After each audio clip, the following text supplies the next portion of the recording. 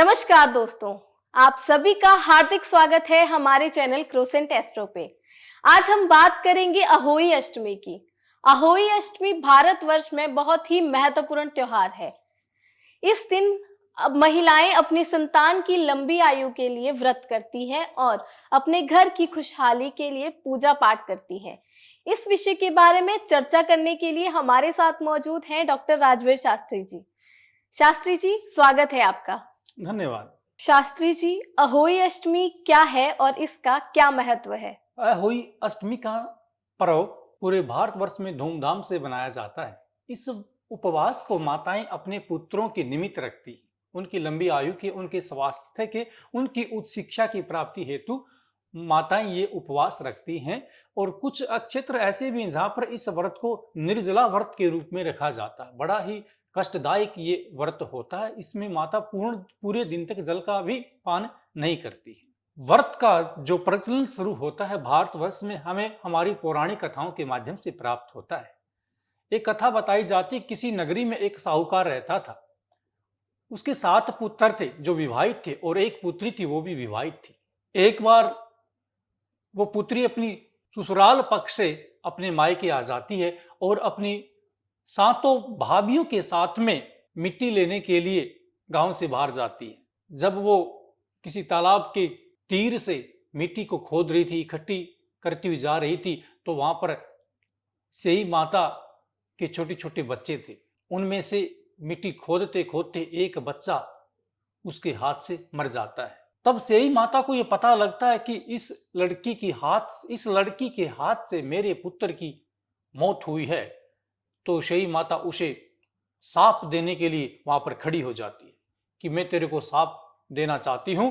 जिस प्रकार से मेरा पुत्र मुझे छोड़कर चला गया है, तेरी भी कोख बंधन हो जाएगी। तू कभी भी पुत्र की सूरत नहीं देख पाएगी। जैसे ही माता की बातें सुनती हैं, उसके साथ में आई हुई 7 भाभियां भयभीत हो जाती हैं और वो सोचती हैं कि हमारी इकलौती एक ही ननंद है, यदि इसकी कोख बंधन हो गई, यदि इसके घर में संतान नहीं हुई, हमारे पति को, हमारी सास को, हमारे ससुर को बड़ी ज्यादा पीड़ा होगी। तो 7 बहुओं में जो छोटी बहू थी, उसने सेई माता से निवेदन किया, प्रार्थना की कि मेरी ननंद को छोड़ दो, इसकी कोख बंधन मत करो, इसकी सुरक्षा के लिए मैं अपनी कोख आपको देती हूं, इसका साप आप मुझे दे दो।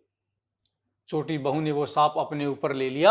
एक ही पुत्र उसके घर में था जो कि 6-7 वर्ष का था। जब तक वो घर जाती, वो पुत्र भी प्राण छोड़कर इस पृथ्वी से चला जाता, अर्थात उसका पुत्र मर जाता है।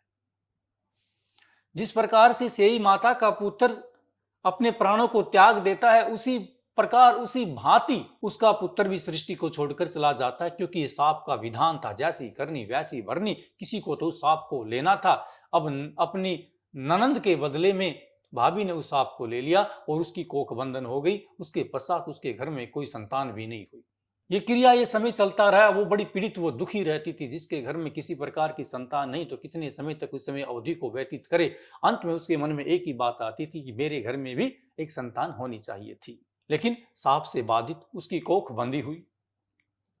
किसी विद्वान ब्राह्मण ने उसे बताया, यदि तुम अहोई माता के व्रत रखती हो, उपासना करती हो, तो एक दिन तुम्हारे घर में अवश्य ही संतान की प्राप्ति होगी और आप सांप से भी मुक्त हो सकती हो।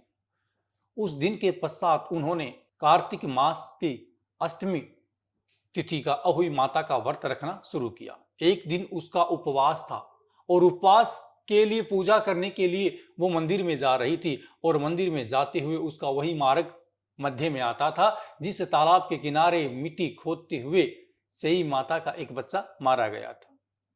उसने उस क्षेत्र में पास में जाकर देखा कि एक गरुड़ पक्षी का छोटा सा बच्चा था। उसे कोई सांप खाने वाला था।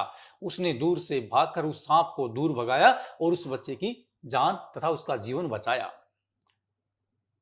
यह देखकर तभी मादा गरुड़ वहां पर आ जाती है और अपने बच्चे की सुरक्षा के लिए उसका धन्यवाद व्यक्त करती हुई उसे सेई माता के पास में लेकर जाती है। उससे पूछती है, बहन तुझे किस प्रकार की पीड़ा है, कैसा दुख है।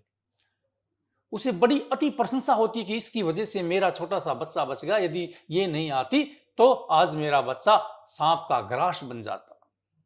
उसने ये सारा वृतांत सेई माता को सुनाया और सेई माता ने उसे सांप से मुक्त किया उसके कोख के बंधन को खोल दिया और 10 मास के पश्चात उसके घर में पुत्र की प्राप्ति हुई। इस प्रकार से उसका जीवन, उसका हर्ष, उसके मन का उत्साह दोबारा से उसे प्राप्त हुआ और सातों बहुओं के साथ में उस घर में धूमधाम से हुई माता का त्योहार मनाया गया और मनाया जाता रहा। इसलिए कहते हैं कि जिस प्रकार से पाप होने से भी पाप से मुक्ति की प्राप्ति हुई, ऐसा आशीर्वाद ईश्वर सभी को दे और हुई माता सबके ऊपर अपना आशीर्वाद बना कर रखे और सबके घर में संतान की प्राप्ति हो, सबके बच्चों की आयु लंबी हो। इस प्रकार का आशीर्वाद ग्रहण करते हुए इस कथा को किया जाता है और इसके पश्चात में स्त्रियां साड़ी आदि कुछ आभूषण व दक्षिणा के रूप में अपनी सास या जेठानी आदि को दान के रूप में देती हैं। ऐसा भाव, इस प्रकार का प्रचलन इस व्रत के माध्यम से हमें प्राप्त होता है, मिलता है। शास्त्री जी, अहोई अष्टमी की पूजा विधि क्या है? जो स्त्रियां अपनी संतान के प्रति इस उपवास को रखती हैं, उन्हें प्रातःकाल सूर्य उदय से पहले स्नान कर लेना चाहिए। स्नान करने के पास अपने घर के चौका करते हुए साफ सफाई के द्वारा घर के मंदिर की सफाई करें और मंदिर में हम माँ की मूर्ति स्थापित करें। उसी स्थान पर हमें कलश भी स्थापित करना चाहिए और कुछ जो भी रखने चाहिए, धूप दीप पंचामृत आदि सामग्री, फल फ्रूट पुष्पों की माला वहां पर लेकर आनी चाहिए। नारियल भी हमें स्थापित करना चाहिए। कलश के ऊपर लाल रंग का वस्त्र भी रखना चाहिए और पूजा के निमित्त कुछ लक्ष्मी के रूप में सिक्के, आभूषण व लाल रंग की साड़ी तथा सूट भी कुछ महिलाएं रख देती हैं। वस्त्र भी वहां पर स्थापित करने जरूरी हैं। उसके पश्चात हमें उसकी कथा का गुणगान करना चाहिए। किसी वृद्धा व्यक्ति से वो कथा हमें सुननी चाहिए।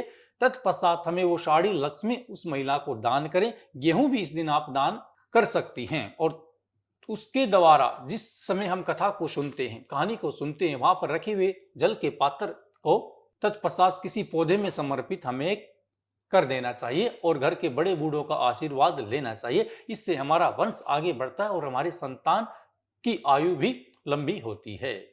शास्त्री जी, अहोई अष्टमी का व्रत कौन कौन रख सकता है? सामान्य सा सूचक यही है इस वार्ता से हमारा, जिनके घर में संतान होती है वो अहोई माता के उपवास को रख सकते हैं। यदि किसी के घर में संतान नहीं, वो संतान प्राप्ति के लिए भी इस उपवास को रख सकते हैं। अविवाहित कन्याओं के लिए इसका निषेध रहता है। जब तक स्त्री इस उपवास को रख सकती हैं, जब तक उसका स्वास्थ्य उत्तम रहता है और वो इसकी अनुपालना अच्छी प्रकार से कर सकती है। ज्यादा वृद्ध अवस्था में होने पर यदि खान पान से आपका स्वास्थ्य ठीक नहीं, तो आपको फिर इस उपवास को नहीं करना चाहिए। हरि का नाम लेते हुए अपने बच्चों को आशीर्वाद देना चाहिए। उनकी खुशी में ही हमें प्रसन्न रहना चाहिए। शास्त्री जी, अहोई अष्टमी व्रत के दिन हमें किन बातों का खास ध्यान देना चाहिए?